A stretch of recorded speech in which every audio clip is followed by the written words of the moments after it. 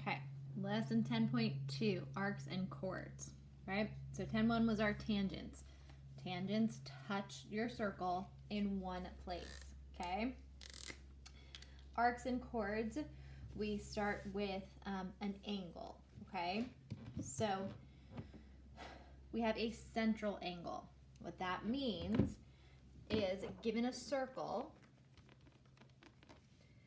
the vertex of a central angle is going to be the center of the circle, and the sides are going to extend to the circle, and they're going to be each be a radius of the circle. Okay, so here is our center. So the vertex of our angle is on the center, and we get a central angle that way. So we'll call this AB, and the center C, or P they're using. Okay, and then just some point C here. So this is our central angle. All right, we can measure a central angle, okay?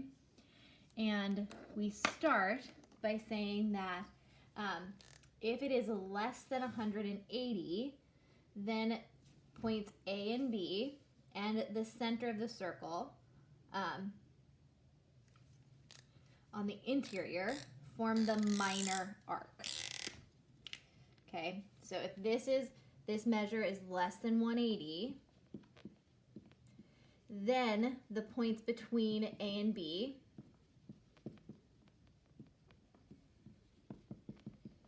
are called your minor arc. So this is less than 180, because 180 would be half a circle, okay? So this piece right here is the minor arc. Then the major arc are the points on the outside of the angle. So going around here from A to B through C is our major arc.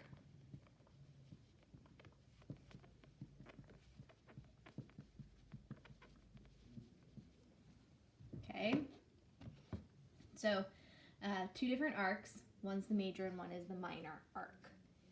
If the endpoints of the arc are the endpoints of a diameter, then we say it's a semicircle. Okay, so diameter creates semicircles. We can name an arc by their endpoints. So the minor arc that goes along with angle APB, right? So this central angle, the minor arc would be arc AB, and then over it we put a little arc. Okay? The major arc, we're going to use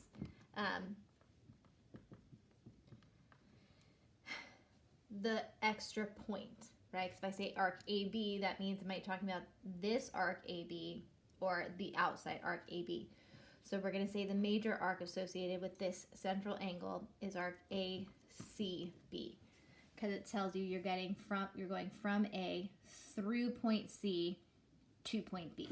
So arc ACB is the major arc, and arc AB is the minor arc. Okay?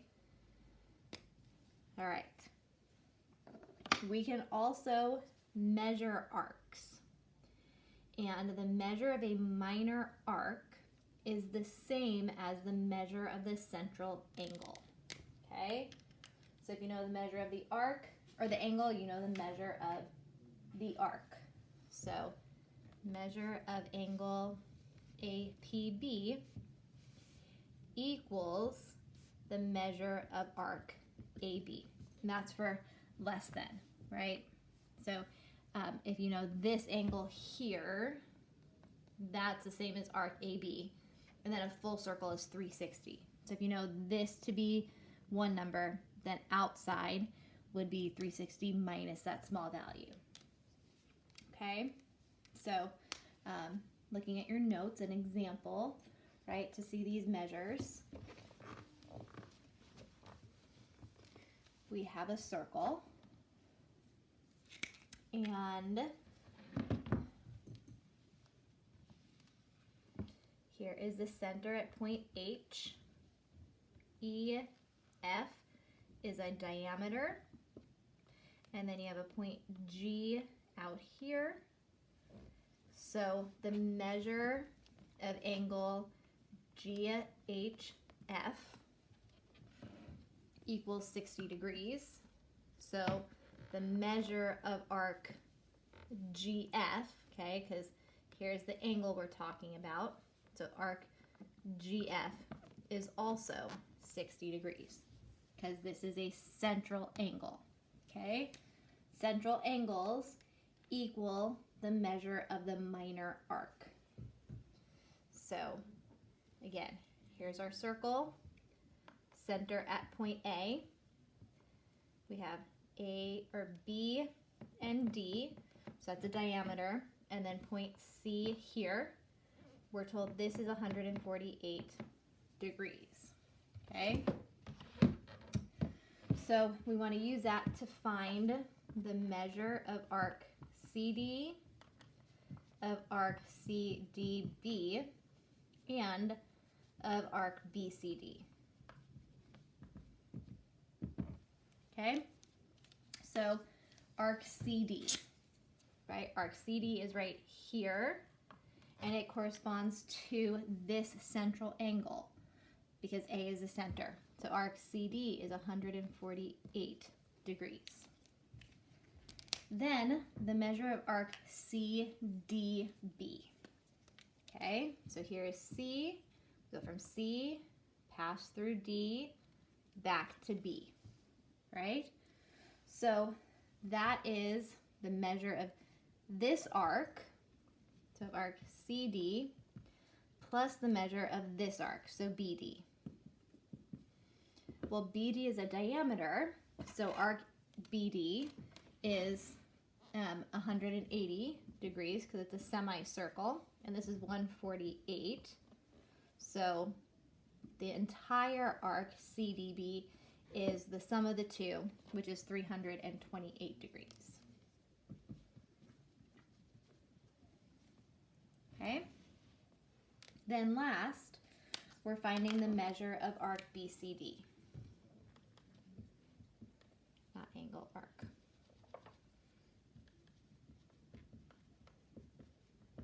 Okay, well, BCD, here is B through C to point D. Well, BD is a diameter, so BCD is a semicircle, so this is 180 degrees. All right.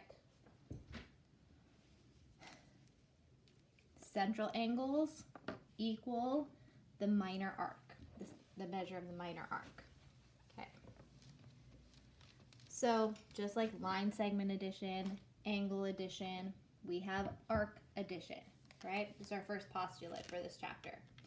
So it just says that the measure of an arc formed by two adjacent arcs, so they have to be next to each other, is the sum of the measures of the two arcs. So here's a circle, here's A, C, and B, right? So they're next to each other, so that tells us the measure of arc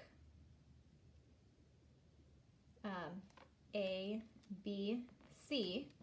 So A through B to C is going to be the measure of arc from A to B plus the measure of arc B to C. So the bigger is equal to the sum of the smallers, or the sum of the parts.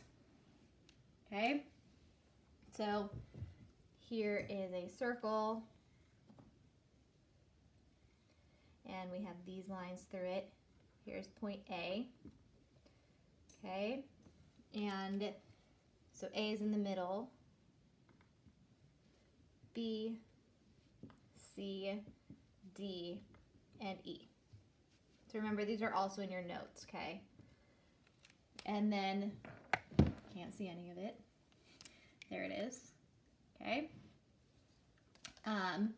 We're gonna say this is 60 degrees, this is 82 degrees, and this is 100 degrees. We're gonna find the measure of some arcs. Okay, so the measure of arc BD, right? Well, BD is here. So going around the circle, that's arc BC plus CD. So BC is 60 and CD is 82. So add them together and the measure of arc BD is 142 degrees. Okay, then the measure of arc BED. Okay, well, if we look at our circle, BED, you start at B, go through E to D. So that's going to be the measure of arc BE plus the measure of arc ED. Okay, well, BE, we're not really sure what it's equal to yet because it's this central angle. But we know that the whole circle is 360 degrees, and then we're going to subtract the sum of these. So that's minus 60 plus 82 plus 100. That'll give us arc BE, and then we're going to add arc ED, so we're going to add 100. Okay, so minus 100 plus 100, those are going to cancel. So 360 minus 60 plus 82 plus 100, and then 100 on the outside. So we get 218 degrees. Okay, so using the sum, the parts are equal. When you add the parts, you get the total. All right. Next part says we're talking about congruent arcs and circles. Okay, so two arcs of the same circle or of congruent circles are congruent if they have the same measurement. Okay, so you have to have two arcs that are in the same circle or in congruent circles. If their central angles are congruent, then the arcs are congruent, right? So you're looking at that first example. If this is 60 degrees and this is 60 degrees, then arc AB and CD, we would say, are congruent because they both equal, their central angles are both 60 degrees. So arc AB is 60, and they're in the same circle. And arc CD is 60, which tells us that AB is congruent to CD. Okay. All right, looking at different circles, right? We have one circle here, and these two segments are congruent, which tells us that it is, those segments are each a radius. So we're going to call this A and B, and we're going to be told that the central angle here is 135 degrees. Okay, then we have a second circle here with also the same marks, right? This is congruent to here, but there's the same number of marks. So it tells us that these two circles are congruent. And we're going to say this is C and D, and this arc or angle is also 135 degrees. So these two circles are congruent, these two angles are congruent, so then we can say that arc AB is congruent to arc CD. Okay, so same circle, congruent circles. If the angles are congruent, then the arcs are congruent. Okay, so then looking at, say, we have two circles, one inside the other. So here is one circle and another circle. They have the same center, but they are clearly different circles. Okay, we have an arc here, or an angle here, and we're going to call this out here A and B, and then in here we'll have C and D. And then this outside angle is 210 degrees. Okay, so it tells us that AB, arc AB, is going to be 360 minus 210, so 150 degrees. And we're going to find out that the arc CD is also going to be the same measurement. Okay, so it also measures 150 degrees. However, these are not congruent circles. Okay, so those two arcs, even though they have the same measurement, they cannot be congruent arcs. So AB is not congruent to CD. Even though they have the same measure, they are different sizes because they are different circles that they're being measured from. All right? Okay. So that's just dealing with arcs, right? Arcs with central angles. We'll look at some other arcs later on, but the central angle is congruent to the measure of the arc. Okay? All right. The next part we're looking at, we have 3 theorems, I think. No, 4 theorems from this chapter. Okay? So just kind of look at the book and we'll explain what they mean, right? So 3 of our theorems, okay? We are talking about chords. So if you think back to last chapter or last section, a chord is a segment that has both endpoints on the circle. And we would say a point is a midpoint of an arc if it splits the arc into 2 congruent arcs, okay? So our 3 theorems here. Theorem 10.4. So in the same circle, or congruent circles, you can have 2 minor arcs that are congruent if and only if their corresponding chords are congruent, right? So here is a circle. Arc AB, right, is formed by this angle, and arc BC is formed by this, okay? But the chord that connects the endpoints of the arc are congruent, so the arcs are congruent. And if the arcs are congruent, then those 2 chords would have to be congruent, okay? Then theorem 10.5 deals with the diameter. Remember, a diameter is a chord because both of its endpoints are on the circle, okay? So if a diameter is perpendicular to a chord, right? Here's the diameter, and then DF is a chord because endpoints are on the circle. Then the diameter bisects the chord and the arc. So we could say that DE is congruent to EF, and arc DG is congruent to arc GF. So the chord is bisected, not the diameter. Okay?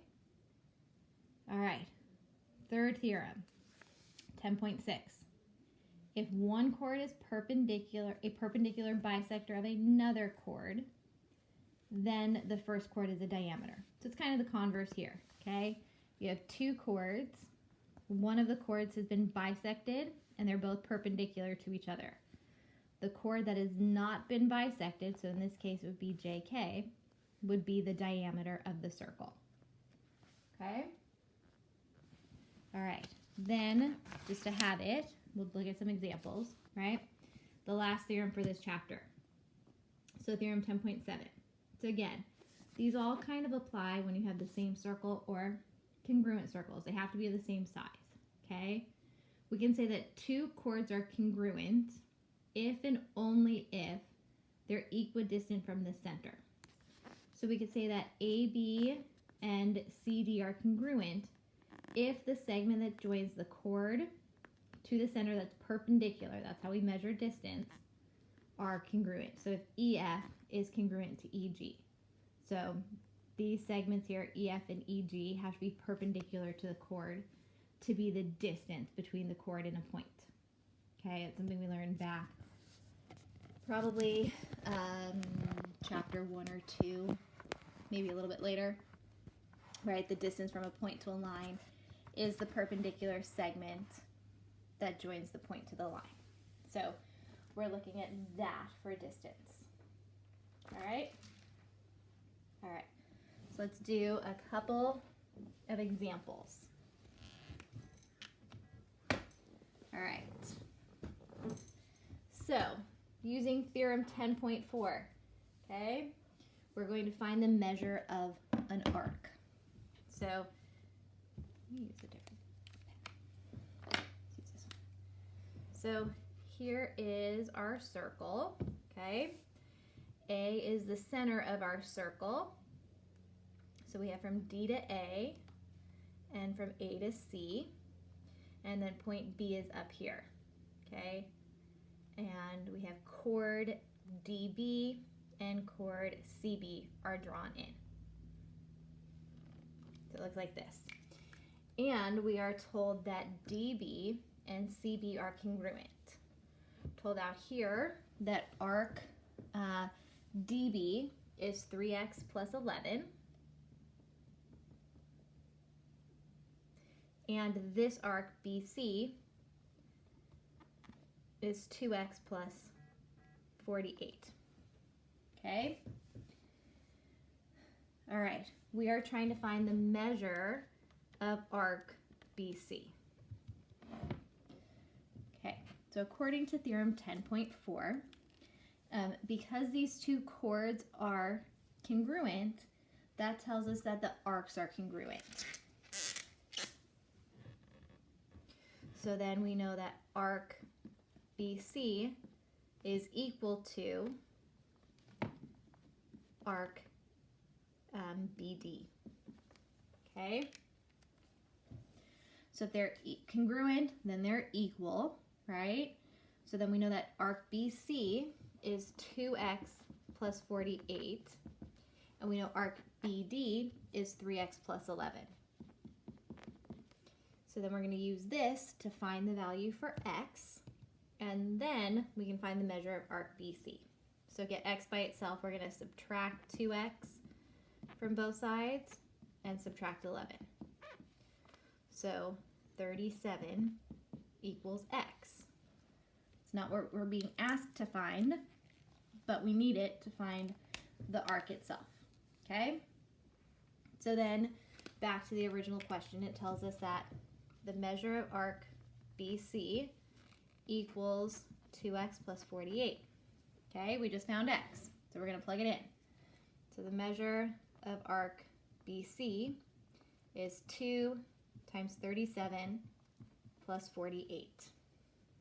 So 74 plus 48. And the measure of arc BC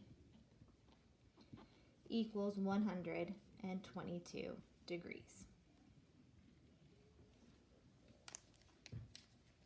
Okay? All right. That is that. Then, we've gone through the theorems, okay?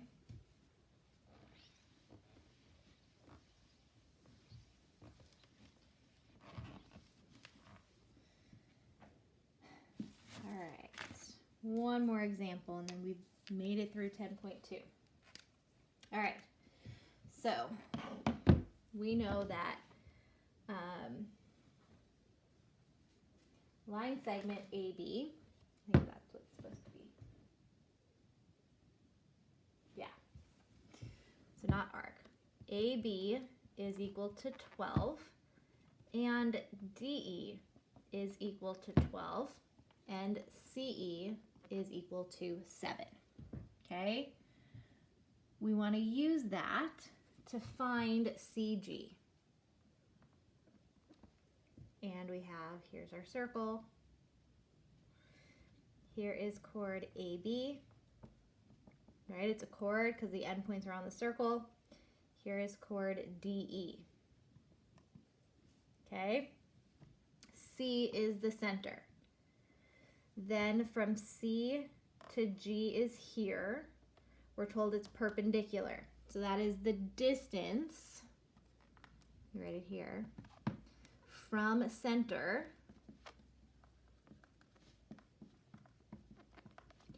to chord AB. Okay? And then we also have this segment here. So this is F. It's also CF, because it's perpendicular, is the distance from from C, so the center, to chord DE. DE is a chord because its endpoints are on the circle. Okay? And then we have CE drawn this way. So filling in what we know, right? AB is 12. So let's use this. So this length, right, is 12. DE is 12. CE, so that's this segment. Okay? All right. Then we need to find the length of CG. Okay? So theorem 10.7 tells us that given two chords in the same circle, the distance to the center will be the same, right? Or if the chords are congruent, the distance will be the same. If the distance is the same, the chords will be congruent. So AB is equal to DE because they both equal 12, okay? So the chords are congruent, which then tells us by theorem 10.7 that CG has to equal CF. Okay, so if I can find CF, then I've found CG, which is what I'm being asked to find. Okay, but if we notice back in the picture, what shape do we have, right? We have a right triangle. We also have the distance from a point to the end point of a line, okay? So we have a right triangle. So we're going to use the Pythagorean theorem on the right triangle. So that tells us that the hypotenuse, which is opposite the right angle, so CE is the hypotenuse squared, is going to equal the sum of the legs squared. Okay, so CE is 7. FE, not quite sure what FE is equal to. And CF, again, not sure what CF is equal to. But, okay, CF is probably what we want to find because we want to find CG. So we're going to let that be our variable here. Okay? We want, though, to know what FE is equal to. Okay? Because that'll allow us to find CF. If you think back to previous chapters, okay, there should be something that tells us that the point is equidistant to the endpoints, right? So what's happening here is this is split into two congruent triangles. So FE is half of 12. So FE is 6. Okay? And we're just going to solve. So 7 squared is 49. 6 squared is 36. And we don't know what CF is. So solving for CF, subtract 36 from both sides, and then take the square root. So CF is the square root of 13, which is also the length of CG because the chords are congruent. Okay, and you wouldn't simplify the radical, it would just be square root of 13. We don't need a decimal for that. Okay, so those are our chords. Remember, look for your chapter 9 tests.